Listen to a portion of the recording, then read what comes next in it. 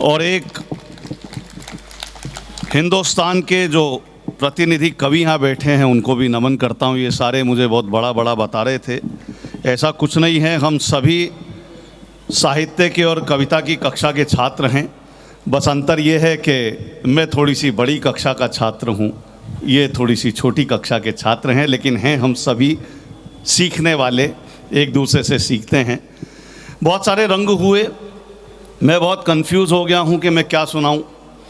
अभी वो पिता पर पढ़ रही थी तो मेरा मन भी कहीं खो गया था। सामने आदरणीय उम्रदराज मेरे वालिद की उम्र के लोग बैठे हैं, वालिद यानी पिता। मैं वहीं से शुरू करता हूँ। मुझे खुद नहीं पता मैं क्या सुनाऊंगा। मेरी जेब में बहुत सारी पर्चियाँ हैं, मैं सोच रहा था ये भी सुनाऊंगा, वो भी सुनाऊंगा, ये सुनाऊंगा, लेकिन अब जो मेरा मन है मैं वो सुनाऊंगा, क्योंकि कवि सम्मेलन एक ऊंचाई पर पहुंच चुका है और मैं उस ऊंचाई को और ऊंचाई प्रदान करने का प्रयास करूंगा। ये सामने कैमरे लग रहे हैं साहब, बहुत सारे लोग मोबाइल के कैमरे से हमारी फ़ोटो खींच रहे थे। मैं ये कहता हूँ कि ये जो सीसीटीवी कैमरे आपकी सोसाइटी में लगे हैं, घरों में लगे हैं, ऑफिसों में लगे हैं, ये सब व्यर्थ हैं। ज़िंदगी में एक कैमरे से बचकर रहना। न जाने आजकल हम किस तरह के मद में रहते हैं, न जाने आजकल हम किस तरह के मद में रहते हैं। हमारी सोच छोटी है, यूं आदम कद में रहते हैं। किसी का भी बुरा करने से पहले ये समझ लें बस कि हम हर पल खुदा के कैमरे की जद में रहते हैं। क्या बात है, वाह वाह वाह, बहुत सुंदर, बहुत सुंदर, बहुत सुंदर। देखिए मेरे पास तमाम रंग हैं, मेरे पास बतरस भी है, मेरे पास कविता भी है। जो सुनना चाहें वो सुनाऊंगा, क्योंकि बकौल मेरे एक शेर के मैंने कभी कहा था कि तमाशा रोज़ करता हूँ, ये मेरा काम है। दीपक सैनी साहब, what I am doing this is my job. तमाशा रोज़ करता हूँ, ये मेरा काम है दीपक। अगर महफिल अदब की हो तो मैं गज़लें सुनाता हूँ। क्या बात है, वाह। लतीफ़े भी हैं, कविता भी सुनोगे, क्या बताओ तो। कभी तुम हम फ़कीरों को भी महफिल में बुलाओ तो। वाह, अब बुलाया तो सुन लो साहब। जैन साहब ने बहुत अच्छा आगाज़ किया था अच्छी गज़लों का, और मैं इस निष्कर्ष पर पहुंचा कि जैसी वो शायरी कर रहे थे, निश्चित तौर पे उसी लड़की के साथ आपकी शादी हुई है, क्योंकि जिस अंदाज में आप पढ़ रहे थे। मैंने भी कभी कहा था कि देखिए अभी जितना इन सब लोगों ने पढ़ा है, मुझे उतना समय ट्रैक पे आने के लिए चाहिए। और यकीन मानिए मेरे सारे साथियों ने बहुत बढ़िया संचालन भाई विनोद कर रहे हैं। विनोद पेशेवर कवि नहीं है, लेकिन उसकी आत्मा कवि की है। बहुत अच्छी नौकरी में है, बहुत अच्छा पैकेज लेते हैं, लेकिन ऊपर वाले ने वो चिप लगा के भेजी है, तो वो आत्मीय भाव, वो लिटरेरी पुट आपके बीच में। नोएडा के कोई ऐसी सोसाइटी नहीं होगी जहाँ पर विनोद के चाहने वाले नहीं होंगे। इसके अच्छे संचालन के लिए एक बार विनोद भाई के लिए धन्यवाद। आप सभी लोगों का तालियां आए। मोहित ने बहुत अच्छा पढ़ा, लेकिन क्या है कि कई बार वीर रस का कवि भटक जाता है, एक मुद्दे पर आ जाता है। मैं किसी पार्टी का नहीं हूँ, मैं किसी पार्टी का पक्षधर नहीं हूँ। मैं तो चाहता हूँ इस देश में केवल दो ही पार्टी हो। आपको अगर अच्छी बात लगे कि मेरा कहना सत्य है तो मोहर लगाना। मेरा निजी रूप से यह मानना है कि इस देश में केवल दो ही पार्टी होनी चाहिए, एक शनिवार शाम की और एक रविवार रात की।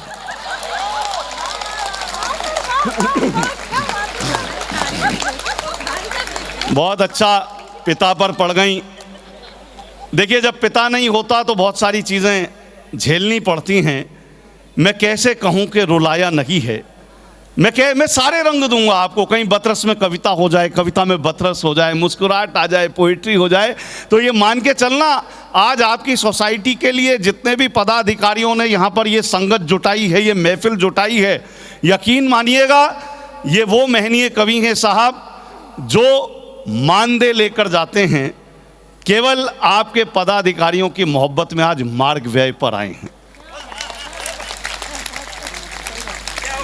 हर कवि के पास दो कैसेट होती हैं, एक कैसेट उसके गले में होती है, एक कैसेट उसके दिल में होती है।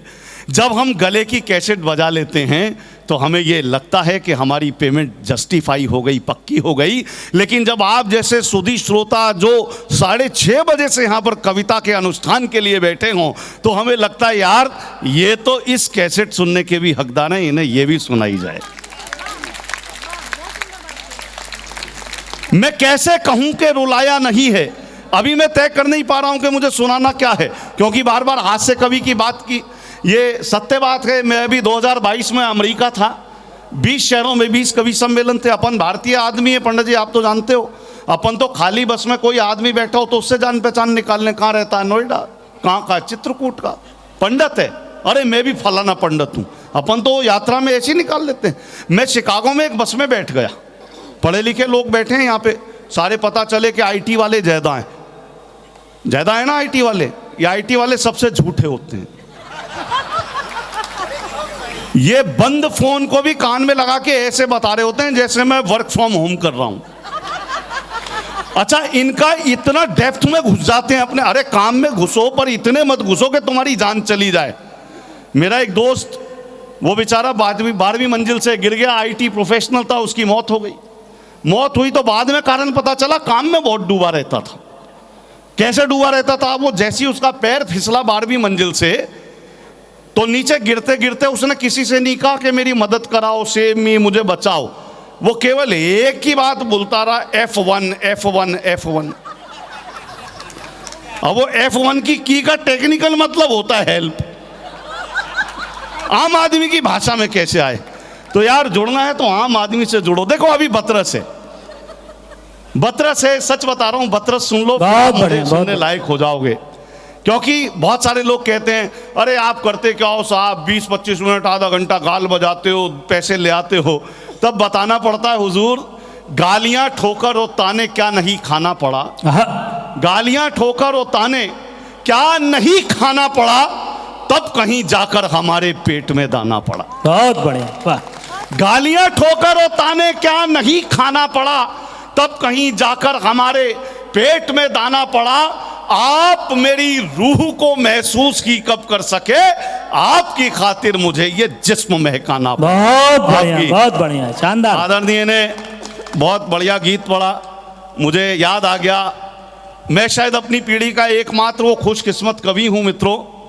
मुझे 35 वर्ष हो गए हैं काव्य अनुष्ठान में मंचों पर प्रोफेशनली परफॉर्म करते हुए। मैं बड़ा खुश नसीब हूँ। आदरणीय आपका गीत सुन रहा था तो मुझे जगपाल सरोज याद आ रहे थे, मुझे किशन सरोज याद आ रहे थे, मुझे रमानाथ अवस्थी याद आ रहे थे। मैं रमानाथ अवस्थी से लेकर कृष्ण बिहारी नूर से लेकर किशन सरोज से लेकर अल्लड़ बीकानेरी, हुल्लड़ मुरादाबादी से लेकर और उदय प्रताप जी, अशोक चक्रधर के पिता राधेश्याम प्रगल्भ जी, वसीम बरेलवी साहब, राहत साहब, सुरेंद्र जी, अशोक जी से लगातार यात्राओं के बाद यहाँ तक पहुँचा हूँ। तो मुझे लगता है कि यार अच्छा कहने वाले और सुनने वाले भी हैं, क्या बात, वरना तो अब जो फेसबुक की नस्ल और फसल पैदा हो रही है आप उसको सुन नहीं सकते। लेकिन उदय प्रताप जी की बात याद आती है। बहुत सारे लोग कहते हैं दादा इतना समय हो गया, तो उदय प्रताप जी की पंक्तियां उधार लेके सुनाना चाहता हूं कि पुरानी कश्ती को पार लेकर फकत हमारा हुनर गया है, नए खिवैये कहीं ना समझे नदी का पानी उतर गया है। ये उदय प्रताप जी की पंक्तियां हैं। नारी साहब, अच्छा मैं सैनी साहब मेरे बड़े पुराने परिचित हैं, बताते नहीं। तोमर साहब बागपत वाले भी हमारे पुराने परिचित हैं। मैं अक्सर आता हूँ यहाँ सेक्टर 72 में, जो RW है उसके प्रधान सचिव मेरे दोस्त हैं। तो सैनी साहब मुझसे कहने लगे एक दिन, बोले यार तुम यहाँ आते हो इतनी नज़दीक, हमसे मिलने नहीं आते। मैंने कहा भाई साहब एक कष्ट है, असल में आपकी सोसाइटी में मेरी प्रेमिका रहती है जो अब किसी और की है, पत्नी बन के रहती है। तो मैं यहाँ आऊँगा तो मेरे जख्म हरे हो जाएंगे। बहरहाल इन्होंने मुझे भावुकता में बुला लिया दोनों भाइयों ने शाम 9 बजे के बाद। ये इशारा भी होता है, क्योंकि सुबह का अपना मजा है, शाम का अपना मजा, जूस का अपना मजा है, जाम का अपना मजा। और आशिकी में कल मैं उसके भाइयों से फिर पिटा, दर्द का अपना मजा है, बाम का अपना मजा। बहुत बढ़िया, बहुत बढ़िया। अच्छा ये किसी और को मत बताना सैनी साहब, तोमर साहब, आपसे निवेदन है, राजीव जी। ये मुझे भावुकता में लेकर अपने यहाँ इन्होंने बुला लिया गेट नंबर 1 के पास। तो बोले यार आज आर पार कर दो। तुम्हें उसका फ्लैट पता ही है, ग्राउंड फ्लोर पे रहती है, टावर नहीं बताऊंगा। तो रात 10 बजे इन्होंने, दोनों भाइयों ने मेरे कहा, दोनों मित्रों ने, दीपक भाई आज एक बार शक्ल देख लो, जिंदगी भर के लिए भूल ही जाना फिर उसके बाद। अच्छा, मैं मन पर पत्थर रखकर इन दोनों के साथ ये पीछे खड़े हुए मैं उसके ग्राउंड फ्लोर के फ्लैट के बाहर पहुंचा। अचानक ज़मीर जाग गया, मैं वापिस आ गया। ज़मीर उसके पति का नाम है। बहुत बढ़िया, क्या बात है, बहुत सुंदर, बहुत पढ़ रही थी, गीत पढ़ रही। मैं बताऊं आपको, मैं दिल्ली की पैदाइश हूं, उत्तर प्रदेश बिजनौर का दामाद हूं, वर्तमान में फरीदाबाद में सेटल हूं, दिल्ली बदरपुर बॉर्डर के पास। लेकिन मैंने ये बताना बंद कर दिया है कि मैं हरियाणा से हूं, फरीदाबाद से हूं, क्योंकि जब से हमारे यहाँ के बाबा पकड़े जाने लगे, तब से मेरा ड्रेसिंग सेंस देखकर लोग यही सोचते हैं ये भी कल पेरोल पे तो नहीं छूट के आया। क्योंकि कैसी आजादी है यहां, सवेरों से डर लगता है। कैसी आजादी है यहां, सवेरों से डर लगता है। जब से लुटे उजालों में अंधेरों से डर लगता है। पाखंडी बाबाओं की करतूतों का ये आलम है। अब तो कोठों से भी ज्यादा डेरों से डर लगता है। अब तो कोठों से भी ज्यादा डेरों से। मुझे दोनों मिश्रण में सुनाना है साहब। मैं कह रहा हूं जितने यहाँ पे आप लोग ऑफिसर या जो भी लोग हो या कर्मचारी हो कहीं भी किसी संस्थान में, एक चीज ध्यान रखना दोस्तों, काम ऐसा करो कि आपके साथ साथ आपके बॉस की भी जॉब जाए। संबंध उससे जोड़ो जो आपको कभी ना छोड़े, जैसे बिजली का तार। कामयाबी के पीछे ऐसे पढ़ो जैसे तारक मेहता का उल्टा चश्मा में जेठालाल बबीता के पीछे पढ़ो। एक इत्तेफाक हो रहा है यहीं नजदीक में सोसाइटी में, मेरे पुराने बॉस, मैं भी वो बता रहा था, मैं सॉफ्टवेयर इंजीनियर हूं विनोद भाई, मैं एचआर प्रोफेशनल हूं साहब। और इत्तेफाक ये है कि मैंने जिसके साथ 25 साल बिताए अपने इस कॉर्पोरेट सेक्टर में, वो मेरे बॉस भाई नरेंद्र काला भी आज मेरे निमंत्रण पर यहाँ विराजमान हैं।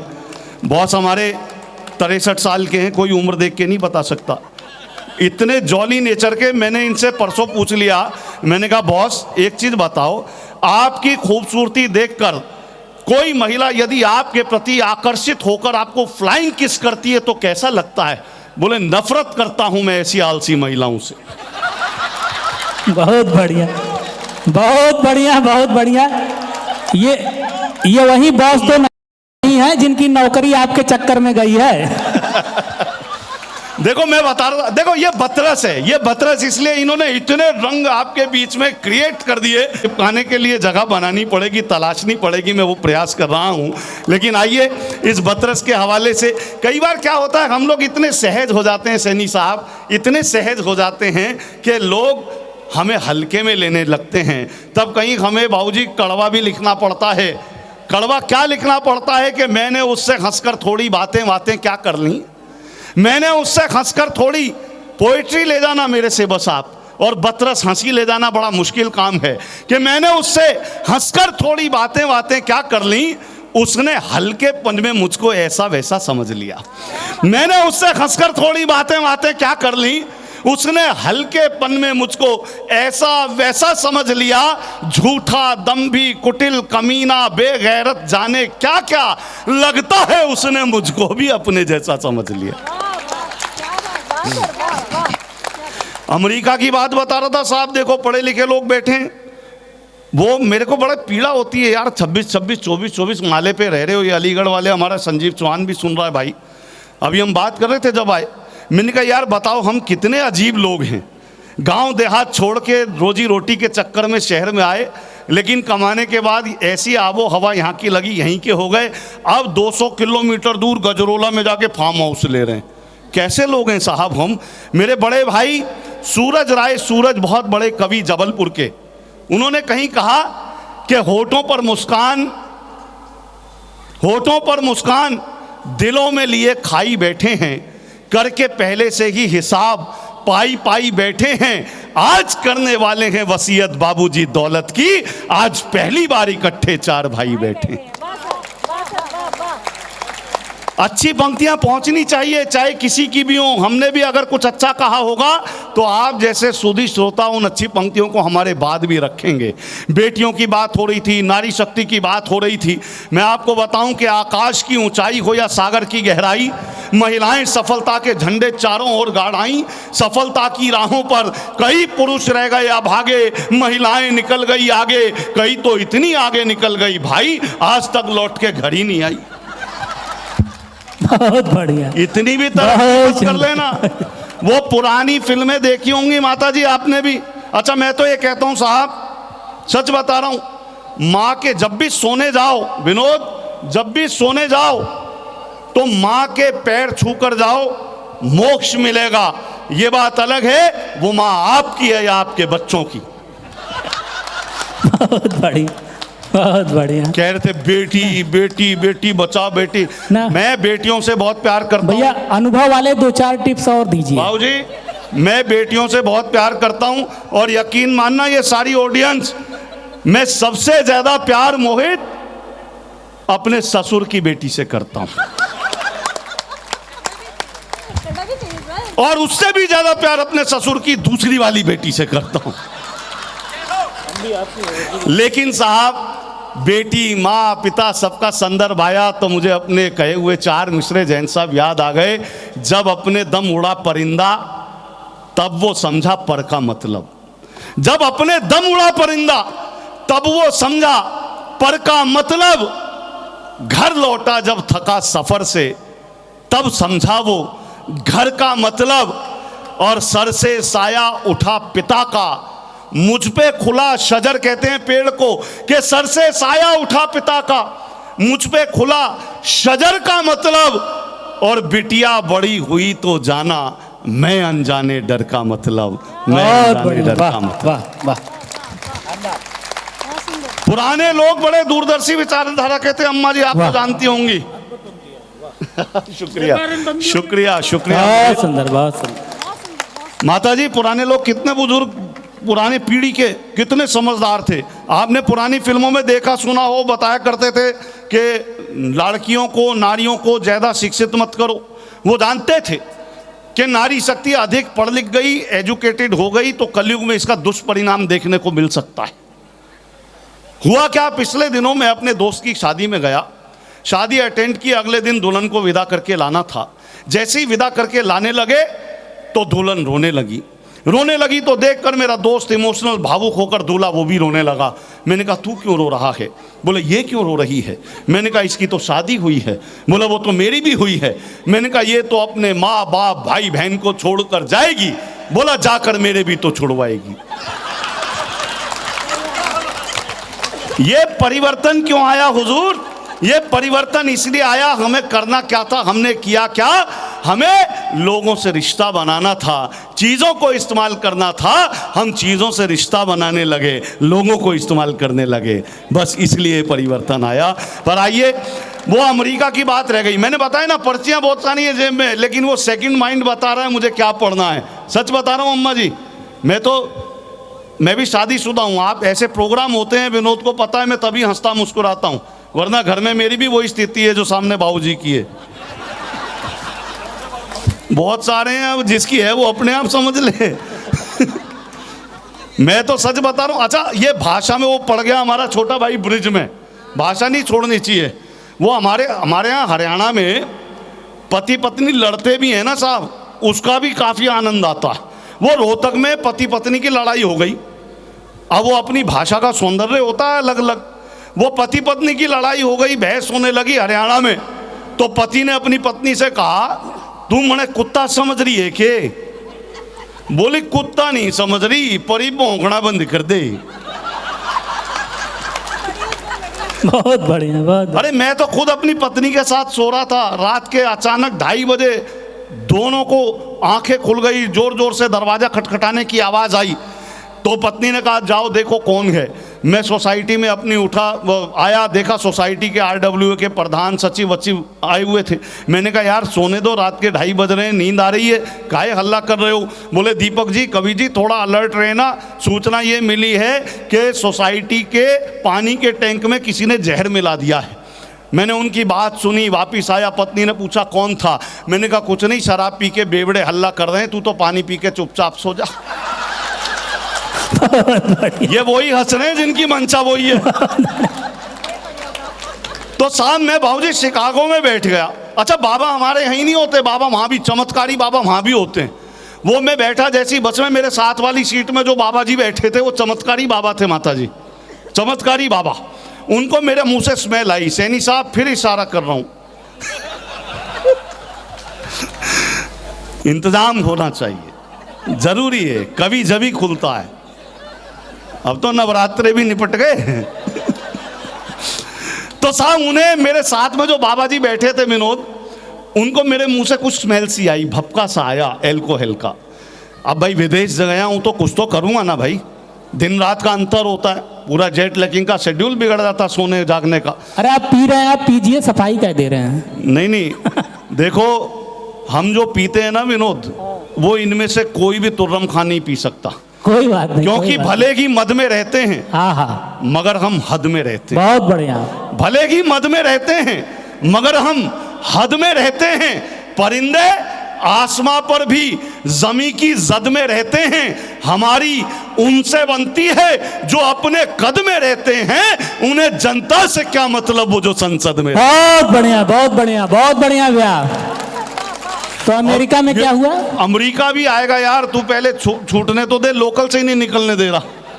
वो कह रहा था वो फलाने आएंगे, पुलिस वाले आएंगे, तब प्रोग्राम शुरू करेंगे। अरे भाई पुलिस 24/7 की नौकरी है, आवे ना आवे, हो सके वो खुद कवि हो, किसी दूसरे प्रोग्राम में काव्य पाठ के लिए गया हो, उससे अच्छी पेमेंट मिल रही होगी, हमारी तरह थोड़ी ना है। लेकिन साहब क्या है कि किसी ओहदे पे पहुंच जाओ, तोमर साहब किसी ओहदे पे पहुंच जाओ, कभी घमंड मत करना। सबसे कह रहा हूं, कभी इस बात को घमंड मत करना। मेरे एक दोस्त हैं एसपी भवानी सिंह, मोहित सच्ची घटना है मौलिक, मेरे एक दोस्त हैं एसपी भवानी सिंह बरेली जोन में। अब साहब उन्हें अपनी वर्दी का घमंड ओहदे का तो है ही। 12 साल का उनका बेटा, बार बार उनसे समझाएं, तुम जिसे भी बताया करो बड़े रोब के साथ बताया करो तुम एसपी भवानी सिंह के बेटे हो। अच्छा उनकी पत्नी को ये बात अच्छी नहीं लगती थी, 12 साल के बच्चे के दिमाग में क्या भर रहे हैं, ये जिंदगी में करेगा क्या। वो बच्चे को मना करती थी, बेटा ऐसे नहीं बोलते, बच्चा धर्म संकट में, बाप की मानूं कि माँ की मानूं। अब वो क्या है, भवानी सिंह के गांव देहात के कुछ लोग आ गए एक दिन उसके घर में, उन्होंने बच्चे को पैदा होते देखा था, बच्चा इतना बड़ा हो गया। इतना बड़ा हुआ तो आदतन वो बुजुर्गों ने पूछ लिया, तुम भवानी सिंह के बेटे हो क्या? बोले जी पापा तो यही कहते हैं, मां मना करती है। मेरे पास सारे रंग हैं,